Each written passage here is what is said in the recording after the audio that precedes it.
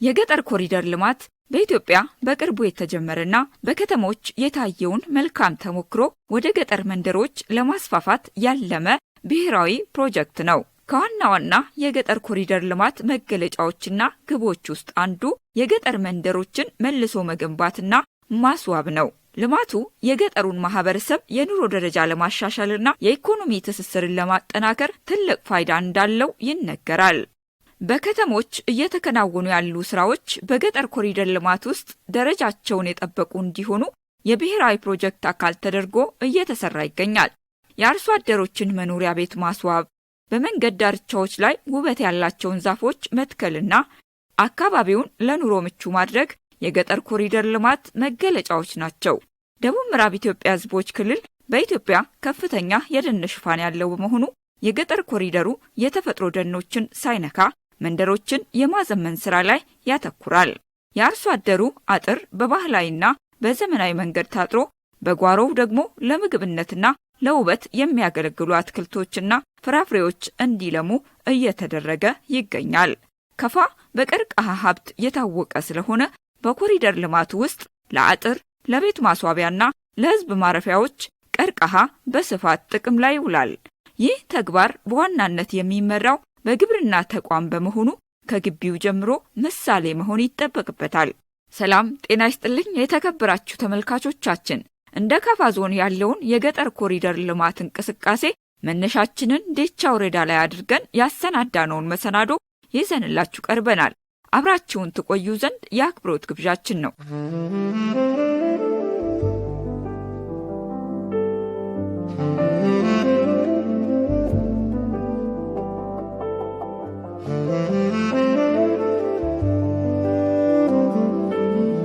በገጠር ኮሪደር የቤቶች ደጅ በድንጋይ ወይም በጠጠር እንዲነጠፍና በባህላዊ የቀርከሃ አጥር ታጥሮ በአበቦች እንዲያጌጥ ይደረጋል። በካፋ ዞን ዴቻ ወረዳ ግብርና አካባቢ ጥበቃና ህብረት ስራ ልማት ጽሕፈት ቤት ከዚህ ቀደም የነበረውን ገጽታ ለመቀየር ኮሚቴ ተቋቁሞ እየተሰራ ነው። ከራሳችን ሞዴል ሆነን ማስተማሪያ መሆኑ ስራዎችን ጀምረን ታች ለቀበሌው ማህበረሰብ ለአርሶ አደር ለባለሙያ እንዲወርድ ከማድረግ አኳያ ያለው ተግባር በጣም ወሳኝነት እንዳለው በመገንዘብ ይህንን ተግባር ግቢያችን ላይ ያለችውን ትንሽ እና ውስን ማሳ በገጠር ኮሪደር እና በሌማት ትሩፋት ስራዎች ለመስራት ገብተናል።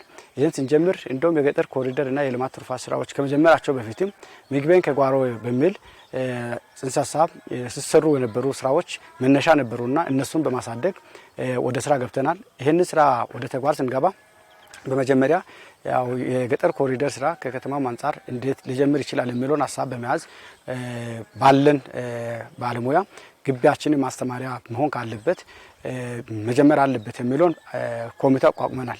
ይሄ ኮሚቴ ይህንን እያንዳንዱ ስራ በገጠር ኮሪደር ስራና በሌማት ትሩፋት ስራዎች ምን እዚህ ግቢያችን ላይ ሊሰራ ይገባል የሚለውን አይተን በዚች ጠባብ ማሳ ላይ በኮሚቴ እንዲመራ ጀምረናል ማለት ነው። ይሄ ግቢ እንደምታዩ አሁን ያለንበት ያለውን ይዘት ያዙ አልነበርምና ከጽሕፈት ቤት ከውጭ ስንጀምር አጥሩ የወደቀና የፈራረሰ ነበረ። ግቢውም ደግሞ እንደዚህ የተወሰነ ቦታ ጫካ ወረረበት ነበርና እንግዲህ ከገጠር ኮሪደር ጅማሮ ከተማውን በሚመጥን መልኩ ባለን ውስን ማቴሪያል ወደ ተግባር ገብተናል። ከአጥር ጀምረን የጽሕፈት ቤቱን ስያሜ በመመለከት ግቢውን ከማሳመር አኳያ ከአጥር ጀመርን። አጥር ከጀመርን በኋላ አጥር እንግዲህ የገጠር ኮሪደር መነሻ ነው። የገጠር ኮሪደር አጥር ከታጠረ በአጥሩ ውስጥ ምን መኖር እንዳለባቸው በርካታ ስራዎች የግብርና ስራዎች ናቸው። ቀሪው ደግሞ የጤና ስራ ነው። የጓሮ አትክልት ልማት፣ ቅመማ ቅመምና አበባ ቅጥር ግቢው ሳቢ እንዲሆን አድርገውታል። ውስጥ እንግዲህ እንደምታዩ የተለያዩ የቅመማ ቅመም አይነቶች አሉ። እነዚህን እንግዲህ በስም ዝርዝር እየጠሩ ከመቆየት ያያችሁትን ያክል አለ። እንደገና ደግሞ ከቅመማ ቅመም ባሻገር ሊጠፋ የደረሰና በሽታን ሊቋቋም የሚችል የእንሰት ዝርያዎች የኖቦ ዝርያዎች እና እንደዚሁም ደግሞ መድኃኒትነት ያላቸውን እንሰት ዝርያዎች እንዲህ በሳምፕል ደረጃ ለመትከል ኢቭን የእንሰት ችግኝ በማፍራትም ትንሽ ሙከራ ለማሳየት ጀምረናል። ከዚህ ቀጥሎ ደግሞ የተለያዩ ጓሮ አትክልት ቲማቲም እና ጥቅል ጎመን፣ ቀይ ስር፣ ካሮት፣ ቆስጣ ሌሎችም አሉ። እንደዚህ ሆኖ የአትክልት አይነቶች ደግሞ የተዳቀሉ ወይም ሃይብሪድ እና ያልተዳቀሉ መደበኞችን ከየትኛው እንደሚሻል በምግብ ይዘቱ በሽታ በመቋቋሙ ፈጥኖ በመድረሱ የትኛው ይሻላል የሚለውን በዙ ልክ አድርገናል። ቲማቲምም በዙ አይነት ሃይብሪድ እና ሃይብሪድ ያልሆነ አለን። ቃሪያ ችግኝ እዚህ ጋር አለ። ሴቶች እንግዲህ ባለፈው እዚህ በበጋ ወራት የከተማ ሴቶችም ሆነ የግቢ ሰራተኛ በዚህ በአብራንጎ ሽያጭ ሲጠቀሙ ነበር። የጓሮ አትክልት አንዱ አካል ነው። እዚህ አብራንጎ እናቶቻችን በመደበኛ አልምቶ ሲጠቀሙ የነበሩትን እዚሁ ግቢያችን ላይ እያመረትን ያው እንገኛለን። የሌማት ትሩፋት ትግበራ ማሳያ የማር ምርት እየተከወነ ሲሆን የአሳ ጫጩት ለማራባትም ቅድመ ዝግጅት እየተደረገ ይገኛል። አሁን ጅማሬው ላይ ያለው ያልተጠናቀቀው አንድ የአሳ ኩሬ እያስቆፈርን ነው ያለነው። የቢሬ ጉድጓድ በማዘጋጀት የቧንቧ ውሃ በመጠቀም እሱ ውሃ ደግሞ በአውትሌት ሲወጣ በጋ ጊዜ ለጓሮ አትክልት ማገልገል በሚችለው ልክ እንዲውል አድርገናል። እዚህ ጋር የምታዩት ደግሞ ንብ እንግዲህ የተለያየ ቀፎ አይነት አለ። ኬንያ ቶፕ አለ፣ ዘመናዊ ቀፎ አለ፣ ጭፈቃ ቀፎ አለ፣ ባህላዊ ቀፎም አለ። በሁሉም ሙከራ ማድረግ እና የኛ ግቢ እንግዲህ ማስተማሪያ እንደሆነ ነው። ስለዚህ ይሄን አድርገን እዚህ ጋር የተሰቀለው ባህላዊ ቀፎ እዚሁ የተሰቀለው ወርዶ የጋጣ ቀፎ ሆኖ ንብ ከዚህ እዚሁ ስትገባ የለመደችበት አካባቢ ላይ መኖር እንደምትችል አንዳንዴ ንብ አትረጋጋም አትቀመጥም የሚባለው ካልለመደችበት ስፍራ እንዲሁ ዝም ብሎ የሆነ ቦታ ላይ መጥቶ ሲቀመጥ ነው የምትጠፋውና ስለዚህ ለዛ የንብ ዘመናዊ የንብ ማጥመጫ ቀፎ አለን። እንደገና ባህላዊ ንብ ማጥመጫ ቀፎ አለን። እሱን ደግሞ አወርደን ከዛ ወደዚህኛው ወደ ዘመናዊ ቀፎ ስንገለብጥ አካባቢው እንዳለች ቦታው ምቹ ነው። ወዴትም ሳትሄድ ተረጋግታ እንደተቀመጠች እንደገናም ደግሞ አንድ ቀፎ ውስጥ ያለውን ንብ ለ3 እና ለ4 ማከፋፈል እንደሚቻል አሁን አንዱን ቀፎ ካንተ ኬንያ ቶፕ ቀፎ ባህር ላይ የነበረውን ንብ ወደ 2 አካፍለን 3 ሆኗል። 3ቱም ደግሞ የትም ሳይሄድ ተረጋግቶ ቁጭ ብሎ በመታየት ልክ አለና እንግዲህ በዚህ ቀጣይ ሳምንት እና 14 ቀን ውስጥ እዚህ ጋር ያለውን ማር ሰብስበን ወይ ሃርቨስት አድርገን ቀጥሎ ደግሞ ሌሎችን የምናሰፋበት ነገር ነው አለው። ሌላኛው እዚህ ጋር የንብ መኖ አንዳንድ ዝም ብሎ በደረቅ ቦታ ነበር አሁን የታረሰው። እዚህ ጋር ሱፍ አለ፣ ሌሎች የተለያዩ አበባዎች አሉ። እዚህ ጋር ዘርተን አብቦ ንቦች ከዚህ ሲጠቀሙ ሲቀስሙ ቆይቶ ፍሬው ሰብስበን ለኤፍቲሲዎች እያከፋፈልን ለሞዴል አርሶ አደሮች እያከፋፈልን የነበርነው ነገር አለ። እነኚህን ተግባራት በኮሚቴነት የሚያከናውኑ ሰራተኞች ከመደበኛ ተግባራቸው በተጨማሪ የሰሩት ስራ ውጤታማ መሆኑን ይገልጻሉ። ምቹ ሆኖ የስራ አካባቢ ከመፍጠር አኳያ ያው በአገር አቀፍ ደረጃ እየተሰሩ ያሉ ስራዎች አሉ። እነዚህ ስራዎች ያው ወደኛም ሲወረድ ደግሞ ያው ካለን አካባቢ ወይም ካለን ጽፈት ቤት አንፃር ይሄን የገጠር ኮሪደር ወይም የግብርና ኮሪደር ልማት በዋናነት የሚሰሩ ኮሚቴዎችን ካዋቀርን በኋላ እቅድ በራሱ አዘጋጅተናል ማለት ነው። በዚህ አሁን መሬት ላይ የሚታዩ ስራዎችን ለመስራት በኮሚቴ ደረጃ እቅድ የማዘጋጀት ስራ ነው የሰራነው። እቅዱን ካዘጋጀን በኋላ ያው ከጽፈት ቤቱ ማናጅመንት ጋር በደንብ ከመከርን በኋላ እንዴት መቼ በምን አይነት መልኩ ወደ መሬት ማውረድ አለብን የሚል ውይይት ካረግን በኋላ ለዚህ ደግሞ የሀብት ምንጭ የማፈላለግ ስራ ነው ማለት ነው የሰራነው። የሀብት ምንጭ የማፈላለግ ስራ ከሰራን በኋላ ያው እነዚህን ደግሞ ያቀርናቸውን እቅዶች በኮሚቴዎች አማካኝነት በዋናነት ያው በኮሚቴ ደረጃ ነው እኛ ያለን የመደበኛ የመንግስት ተግባር አለ። ጎን ለጎን ደግሞ እነዚህ በተለያዩ የሙያ ዘርፍ ወይም የሙያ ስብጥሮች እየተሰሩ ያሉ የኮሪደር ልማት ስራዎችን በዋናነት እየሰራን ያለንበት ሁኔታ ነው ያለውና ያው እንደ ሀገር ይታወቃል የገጠር ኮሪደር ልማት ስራ በዋናነት ከግብርና ከጤና ጋር ከትምህርት ጋር የተያዙ ስራዎች ናቸው። እንደኛ ተቋም ደግሞ ስንመጣ እዚህም ተቋም አለን። ወደ ታች ስንኖር ደግሞ የራሱን የቻለ የአርሶ አደር ማሰልጠኛ ማዕከል የምንለው የራሳችን የሆነ ተቋም አለ ማለት ነው። ለአርሶ አደሩ ያው የኤክስቴንሽን አገልግሎትን የምናሰርጽበት የኤፍቲሲ ተቋማት አሉን። ስለዚህ እዚህ ላይ ያሉ የግብርና ተግባራትን ወይም የግብርና ኢኒሼቲቮችን በጽፈት ቤት ደረጃ እኛው ራሳችን ሞክረን ወደ ታች ማውረድ መቻል አለብን የሚል አላማ ይዘን ነው እየሰራን ያለ ነው ማለት ነው። ፋይዳው አንደኛ ግቢ ውስጥ ለሚሰራው ሰራተኛ ምቹ የስራ ኢንቫይሮንመንት ወይም የስራ አካባቢ መፍጠር ሳቢ ማድረግ፣ ሁለተኛ ከውጭ ለዚሁ ስቴክሆልደር ወይም የተቋማቱ ተጋሪ ወይም ተጠቃሚ የሆነ አካል ምቹ ሁኔታ ከመፍጠር አንፃር ሁለንተና ፋይዳ አለው። የዚህ የግቢ ሁኔታ በዚህ መልክ መሰራቱ ለተገልጋይ ምቹ አካባቢ ከመፍጠር ባለፈ ጽፈት ቤቱን የገጠር ኮሪደር ማስተማሪያ ማድረግ ተችሏል። ሰራተኛ ወጥቶ በመግባት የመንፈስ እርካታ ያገኛል። እኔም አንዱ ከዛ ተጠቃሚ ነኝ። እንደገና በኮሪደር ጽንሰ ሀሳብ የተሰሩ ብዙ ስራዎች አሉ። ኢቭን ለአካባቢ ቤተሰብ ራሱ ለግቢ ማህበረሰብም የሚጠቀሙበት የተለያዩ የግብርና ስራዎች ለምሳሌ አትክልት ልማትን በመሰለ ከኑሮ ውድነት ጋር ያለውን ሁኔታ ለማመጣጠን ሲባል ብዙ መልእክቶች አሉ። ምግብ በጓሮዬ ከዚህ ነው ሰው አይቶ ሰራተኛውም በጓሮው ወይም ነዋሪውም ተጠቃሚውም ከጓሮው የመጠቀም አንዱ ትልቅ ለውጥ ነው። ሰው በኑሮ ላይ ለውጥ እንዲያመጣም ጭምር ትልቅ መልእክት ትልቅ ትምህርት በተጓዳኝ ደግሞ እዚህ ወረዳ ውስጥ ያሉ ተቋማት ብዙ ጊዜ እዚህ ወጣ ገባ ሲሉ ከዚህ የሚኮርጁት ከዚህ የሚቀዱት ነገር አለ። ወስደው በተቋማቸው እንደ መማሪያም እንደ ጠቀሜታም በብዙ መልኩ የሚተረጎም ነው። እዚህ ግቢ ያለው ነገር ትልቅ ለውጥ ነው ያመጣው በእኛ ተቋም ውስጥ ማለት ነው። የኛ ተቋም ከመግቢያ እነዚህ ከመግቢያ በር አጥሮቹ ጀምሮ በፊት ሰራተኛ ወደ ተቋሙ ሲመጣ በጣም ምቹ ያልሆነ አካባቢ ነው የነበረው ማለት ነው። ይሄን በዋናነት ለሰራተኛው በራሱ ስራውን ተረጋግቶ ምቹ የሆነ አካባቢ ላይ የሚኖር ሰራተኛና ምቹ ባልሆነ አካባቢ ላይ ስራውን ወይም አገልግሎት የሚሰጥ ሰራተኛ እኩል አገልግሎት ላይሰጥ ይችላል ለሚመጣው ተገልጋይ ማለት ነው። እኛ አንደኛ ለሰራተኞቻችን ምቹ የሆነ አካባቢ መፍጠር ወይም ተቋም መፍጠር ነው አንዱ አላማ። ሁለተኛው አላማው ደግሞ እኛ ጋር ለአገልግሎት የሚመጡ ተገልጋዮች አሉ። ስለዚህ እነዚህ ተገልጋዮች እኛ ጽፈት ቤት ውስጥ በመንሰራቸው የግብርና ተግባራት ተሞክሮ ልምድ እንዲወስዱ ነው። ሁለተኛ ቅድም እንዳልኩትም ደግሞ ታች ላይ ያሉ የኛ ተቋማት አሉ። ስለዚህ እዚህ ላይ የምንሞክራቸው እያንዳንዱ የግብርና የአትክልት የተለያዩ የንብ እርባታ ሌላ የእንስሳት ዘርፍ ልማት ስራዎች አሉ። እነዚህን እኛው ተቋም ውስጥ ሞክረን በተጨባጭ እዚህ ጋር የሚመጣ ተገልጋይ እዚህ ጋር ያለውን ውጤት እያየ እዚህ ጋር ያለውን ተሞክሮ እያየ እታች ወስዶ በተቋም ደረጃ በርካታ የሆኑ የመንግስት ተቋማት አሉ። ሰፊ ማሳ ያዙ ግን ያለሙ ቢሰራባቸው ትልቅ ውጤት ትልቅ ለሰራተኛ ምቹ የሆነ አካባቢ መፍጠር የሚችሉ ተቋማት አሉ። ስለዚህ ከኛ ልምድ መውሰድ መቻል አለባቸው። እንደ ሀገር አቀፍ ደረጃ ያው ተቋማትን ለሰራተኛው ምቹ የማድረግ ስራዎች በሰፊው እየተሰሩ ያሉበት ሁኔታ አለ። እኛም ከዛ ተሞክሮ ወስደን እዚህ ጋር የሰራናቸው ስራዎች ለኛ ለሰራተኞቻችን እጅግ በጣም ጥሩ የሆነ የስራ አካባቢ ምቹ የሆነ የስራ አካባቢ እንደፈጠሩ ያው ሰራተኞቻችን በተጨባጭ እየተናገሩ ያሉበት ሁኔታ አለ። የተመረተው ምርት በአሁኑ ወቅት ካለው የኑሮ ውድነት አንጻር የምግብ ፍጆታን ለመደጎም ጭምር ያግዛል። እዚህ ጋር የሚሰሩ የተለያዩ የአትክልት ወይም የሌማት ትሩፋት ስራዎች የምንላቸውን ሰራተኛው አሁን ያለው ሀገራዊ ዋጋ ንረት አለ፣ የኑሮ ውድነቱ አለ። ስለዚህ እዚህ ጋር የሚለሙ ነገሮችን በዋናነት እኛ ተቋም ውስጥ ከ70 በላይ ሰራተኞች አሉ በግብርና አካባቢ ጥበቃና ህብረት ስራ ልማት ጽፈት ቤት ውስጥ ማለት ነው።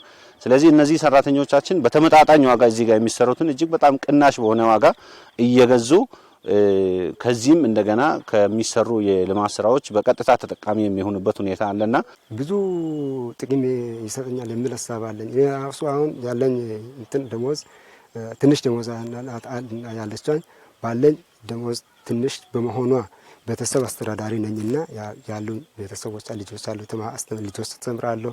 በዚህ በእድሜ ልጆችን አስተምራለሁ። ከዚህ ደግሞ ሙሉ በሙሉ ከገበያ መዳ የሚሸምት ቢሆን የገበያ ሁኔታ በጣም የናረ በመሆኑ ተጠቃሚ አይደለም ነበር።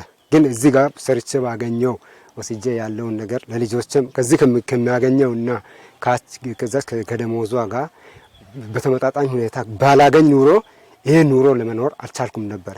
በዚህ ሁኔታ አሁን እዚህ ግቢ ውስጥ ከምሰራው ስራ የተወሰነው ነገር ወስጄ ከዚህ ተጠቀማለሁ። ካለው ከደሞዝ የሚቀርበው ደሞዝም በወሯን ጠብቃ በመትመጣ ደሞዝ ብቻ ቢሆን አልችልም ነበር። ከዛ አሁን ከዚህ ከሚያገኘው ወሯን ጠብቆ ከምትመጣ ደሞዝ ከዚህ ከሚያገኘው ከአትክልት የተወሰነው ኑሮ ወስጄ ቤተሰቦቼ በምግብነት በምንም ሁሉም ነገር ተጠቀማለሁ የሚል ሐሳብ አለኝ። በካፋ ዞን በሚገኙ 12 ወረዳዎች በአካባቢው በሚገኙ ቁሳቁሶች የማስዋብና ሌሎች የገጠር ኮሪደር ተግባራት እየተተገበሩ ይገኛል። ተቋማትን ውብና ማራኪ ማድረግ ለተገልጋዮች ምቹ የማድረግ ስራ አንዱ እንደ ሀገር ተይዞ የተሰራ ያለ ትልቅ የፓርቲ ኢኒሼቲቭ ነው።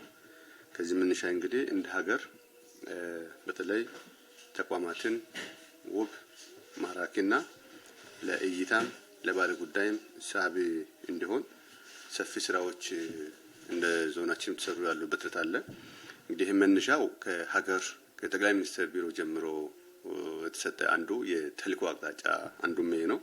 ከዚህ መነሻ እንግዲህ በቅድሚያ መንግስት እንደ መንግስት ተቋማትን ለተገልጋይ ምቹ የማድረግ ጉዳይ መስራት አንዱ የፓርቲ ኢኒሼቲቭ አካል ተደርጎ ተወሰደ ያለበት ሂደት አለ።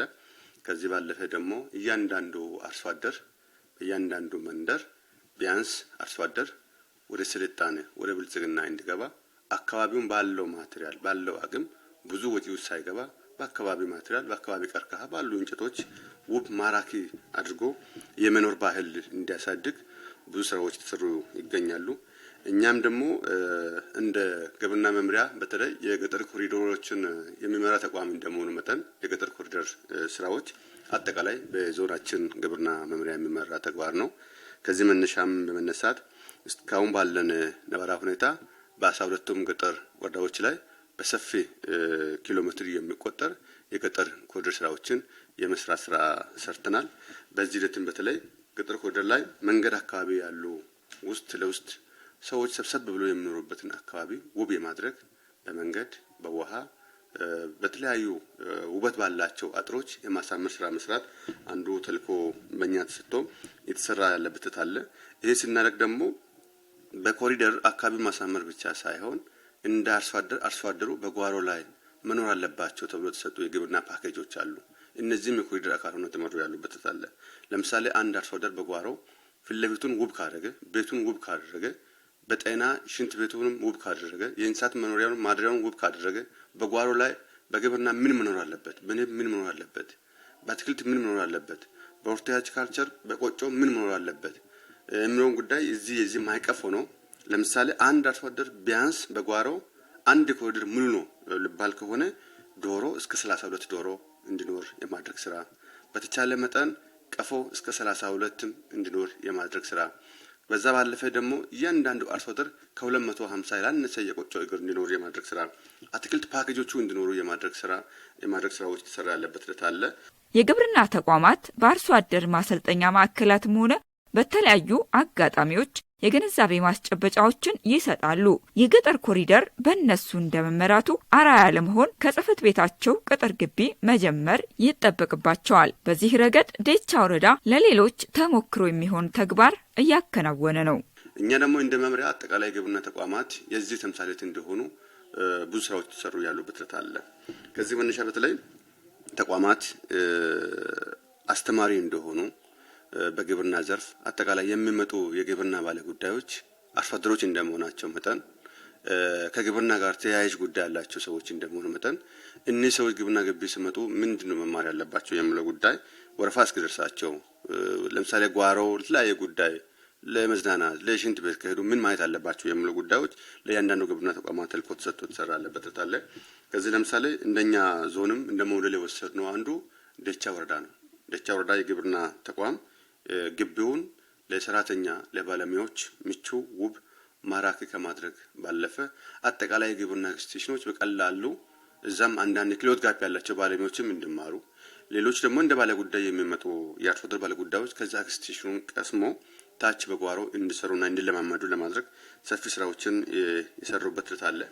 በዚህ ሂደት እንግዲህ አጠቃላይ ዴቻ ወረዳ ላይ በግብርና ተቋም ግቢ ውስጥ ተከናወኑ የግብርና ልማት ትሩፋት ስራዎች የኮሪደር የማሳመር ስራዎች ለሌሎችም ወረዳዎች እንደ ሞዴል እንደ ምሳሌ የምንወስደው ነው የሚሆነው። እኛም እንደ ዞን ባደረግነው ጉብኝትና በተጋበዝንበት ወቅት ባየነው ሂደት ውስጥ በተለይ ይሄ ተቋም ቀጣይ ከዚህ ተቋም ሌሎች ወረዳ ግብርና ተቋማት መጥተው ትምህርት ለሰን መውሰድ የሚችሉበት ሂደት ቢኖር ለምሳሌ የባለሙያዎች የሻይ ቡና መዝናኛ አለው እዛ ግብርና ተቋሙ ግቢ ውስጥ። ከዛ ባለፈ ቡና አደራረቅ ላይ ቡና እንዴት እንደሚደርቅም እንኳን ባለጉዳይ ሲመጣ አንድ ባለሀብቶች ለጉዳዩ ሲመጡ አርሶ አደሮች ሲመጡ እንዴት እንደሚደርቅ አልጋ እንዴት እንደሚሰራ ከመሬት ከፍታ እንዴት እንደሚሰራ እንዴት ሽቦ እንደሚወጠርም ጭምር ይዛ ማየት የሚችሉበት ሂደት በሰብል ዘርፍ ያየንበት ሂደት አለ። የሆርቲካልቸር ወይም ጓሮ አትክልቶችን አርሶ አደሩ በጓሮ በቀላሉ እዛ ግብርና ተቋም ውስጥ እንዲማርም ጭምር የተደረጉ ስራዎችን የማየት ስራዎችን ሰርተናል። አፈርና ውሃ እንዴት እንደሚጠበቅና ተዳፋት የሆኑ ቦታዎች ለምሳሌ ወንዝ አካባቢ ያሉ ቦታዎች አጠቃላይ እንደኛ ነባራው አንዳንድ ቦታዎች ላይ ሲታጠቡ በጎርፍ ሲወሰዱ እናያለን። እዛ አካባቢ ላይ ሰፊ መኖዎችን በመትከል አንደኛ አፈርና ውሃ ጥበቃዎችን የሰሩበት፣ ሁለተኛ ደግሞ መኖቱ ተቆርጦ ለእንስሳት መኖ የሚሆንበትና ዘርፈ ብዙ ስራዎችን አንዴ እዛው አጠናክሮ የሰሩበትን አግባብ ያየንበት ሂደት እንደተሞክሮ የሚወሰድ ነው ብለን እንደ መምሪያችን ገምግመናል። ሌላው በእንስሳትና አሳ ሀብት አሁንም ንብ አንዳንድ ቦታ ላይ ንብ ቀፎ ከተገዛ በኋላ ንብ አይገባም የሚል ሀሳቦች አንዳንድ ቦታ ላይ እንደ ቻሌንጅ የምነሱባቸው መዋቅሮች ወዳዎች እንዳሉ መገምገም ማየት በክትትልና በድጋፍ ወቅት ማየት ችለናልና እነሱ ደግሞ ይህንን አመለካከት ለመስበር እዛው ግብርና ጓሮ ውስጥ አርሶ አደር ንብ አትገባም የሚለውን አመለካከት ለመስበር ዘመናዊ ቀፎዎችን ሰርቶ ዘመናዊ ቀፎ ገዝቶ እዛው ንብ የማዛወር በጓሮ የማላመድ ኤክስቴንሽኑን በተግባር ያሳዩበት ሂደት ስናይ ከምንም በላይ በተለይ ባለጉዳይ እንደ ባለጉዳይ ሲመጣ በአንድ በኩል እነዚህን የግብርና ኤክስቴንሽን ስርዓቶችን እያየ ራሱን የሚያዝናናበት ከዛ ተሞክሮ የሚወስድበትና በቀላሉ ከግብርና ጋር ተላምዶ ወይም ከንብ ጋር ከተለያዩ ግብርና ስራዎች ጋር ተላምዶ መኖርን ጭምር የሚማርበት ነው። ሌላው ደግሞ ከጠባብ መሬት ብዙ አይነት ምርቶችን የተለያዩ ዘርፈ ብዙ አይነት ምርቶችን ማምረትም እንደሚቻልም ጭምር የሚያስተምር ነው ብለን እንወስዳለንና ከዚህ መነሻ የተሻለ የግብርና እንቅስቃሴ ያላቸው መዋቅሮች እንዳሉ ሆኖ ግን አጠቃላይ ከነዚህ ውስጥ ደግሞ የደቻ ወረዳ በተሻለ ተሞክሮ የሚወሰድ ነው። እንደ አጠቃላይ በግብርና ዘርፍ ተነድፈው እየተተገበሩ የሚገኙ መርሃ ግብሮች እንደ ሀገር የለወጧቸው ገጾች በርካታ ናቸው። እንደ ዞናችን ያለን የዶሮ ቁጥር፣ እንደ ዞናችን ያለን የእንቁላል ቁጥር፣ እንደ ዞናችን ያለን የአትክልት እንቅስቃሴ ፍራፍሬ እንቅስቃሴዎች እናውቃለን። ዛሬ ምግቤን በጓሮዬ የሚል ኢኒሼቲቭ ተቀርጾ መጥቶ ወደ ስራ ከገባ በኋላ ዛሬ ከሌላ አካባቢ የሚጫን ሙዝ እንደ ከፋ ዞን የለም። የከፋ ዞን አብዛኛው ከ365 ቶን በላይ በአመት የተለያዩ ፍራፍሬዎችን ወደ ማዕከላዊ ገበያ ላይ መጫን ተችሏል። በዚህ ዕለትም ብዙ ማህበራትን መፍጠር ተችሏል። ከዚህ ዕለትም ደግሞ ብዙ ስራ አጥ ወጣቶች ስራ ያገኙበት ሂደት አለ ማለት ነው። ለምሳሌ ዛሬ 2-3 አመት በፊት የነበረ የፍራፍሬ ገበያ ስታይ ከሌላ ቦታ ወደ ቦንጋ የሚጫንበት ሂደት እንደነበረ ማየት ይችላል። ካለን ታሪክም እናያለን። ዛሬ ግን በተጨባጭ ከንግድና ኢንዱስትሪ ላይ በሽኝት ተሸኘው በቦሌታ ተሸኘው መረጃ ስንሰበስብ በተገቢ ሁኔታ ከደቻ ወረዳ፣ ከጎባ ወረዳ፣ ከጨታ ወረዳ፣ ከገባታ ወረዳ በቂ የሆኑ ፍራፍሬዎች መጫን የጀመሩበት ዛሬ በበቂው ቶን የሚቆጠር ድንች ከግሻ መጫን የተጀመረበት አለ። ዛሬ ደግሞ እንደ ዞናችን ቦንጋም ላይ እንደ ዞን መቀመጫ በሆነችው ቦንጋ ላይ ዛሬ የተለያዩ የወተት ሼዶች መከፈት የተጀመሩበት የእንቁላል ሱቆች ባልተለመደ ሁኔታ አሁን ባለንበት ሰዓት ላይ የተከፈቱበት የፍራፍሬ ሱቆች የተከፈቱበት ሂደት ስናይ በተጨባጭ የሌማት ትሩፋትና ምግቤን ከጓሮዬ የተሰኘው ኢኒሼቲቭ በተግባር ውጤት ያመጣ እንደሆነ ማየት ይችላል። ዛሬ በተገቢ ሁኔታ ጊምቦ ላይ ብንሄድ በቀን እስከ 6000-4000 እንቁላል ማምረት ይቻልነበት እዚህ ቦንጋ አካባቢ ላይ በቀን አንድ ማዕከል እስከ 200,000 እንቁላል ማምረት የተጀመረበት ሂደት አለ።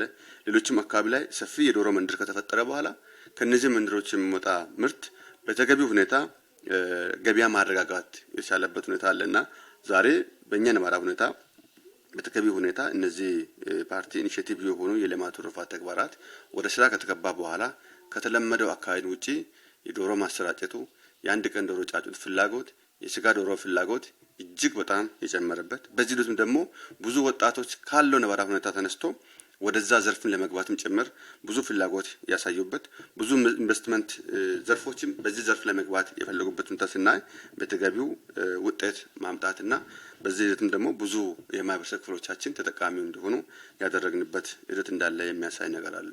የተከበራችሁ ተመልካቾቻችን በካፋ ዞን ዴቻ ወረዳ ግብርና አካባቢ ጥበቃና ህብረት ስራ ልማት ጽሕፈት ቤት እየተከናወነ ያለውን የገጠር ኮሪደር ማሳያ ተግባር እንዲሁም እንደ ካፋ ዞን ያለውን አጠቃላይ ጅምር የቃኘንበት መሰናዶ የተከታተላችሁትን ይመስል ነበር።